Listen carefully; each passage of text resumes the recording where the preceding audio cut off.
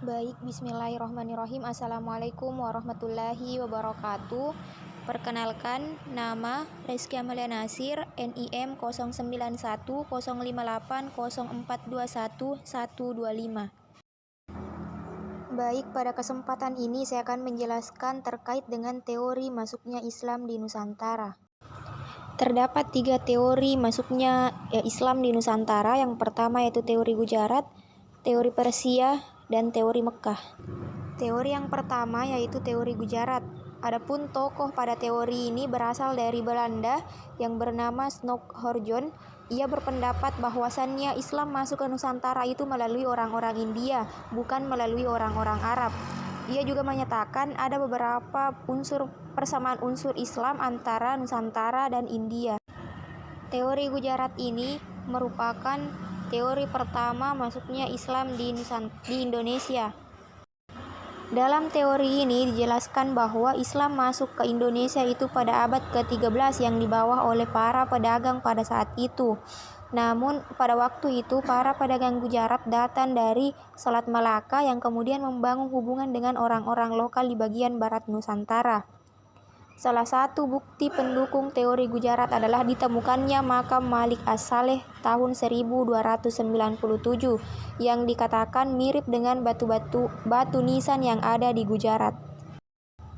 Teori yang kedua disebut dengan teori Persia, di mana di dalam teori ini menyatakan bahwasannya Islam masuk ke Nusantara itu pada abad ke-13 yang dibawa oleh pedagang-pedagang Persia pada waktu itu.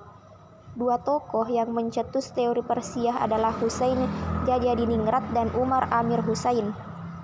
Jajadiningrat berpendapat bahwa tradisi dan kebudayaan Islam yang ada di Indonesia memiliki beberapa persamaan dengan negara Persia.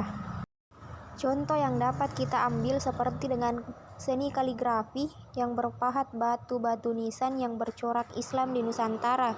Lalu ada pula budaya Tabot di Bengkulu dan Tabuik di Sumatera Barat yang serupa dengan ritual-ritual yang dilakukan di Persia setiap bertepatan tanggal 10 Muharram.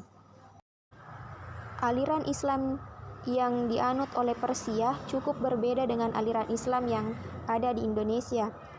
Aliran Islam di Persia adalah Syiah, sedangkan di Indonesia sebagian besar masyarakat Muslim menganut aliran Sunni. Dengan demikian, teori Persia ini dianggap kurang relevan dengan fakta-fakta yang ada. Selanjutnya, teori yang ketiga yaitu teori Mekah. Teori yang terakhir adalah teori Mekah yang menyatakan bahwa perkampungan Islam sudah ada sejak abad ke-7 di pantai barat Sumatera. Pendapat ini didukung dengan bukti berita dari Cina pada zaman dinasti Tang tahun 674 Masehi bahwa orang-orang Arab sudah mendirikan perkampungan Muslim di pantai barat tersebut.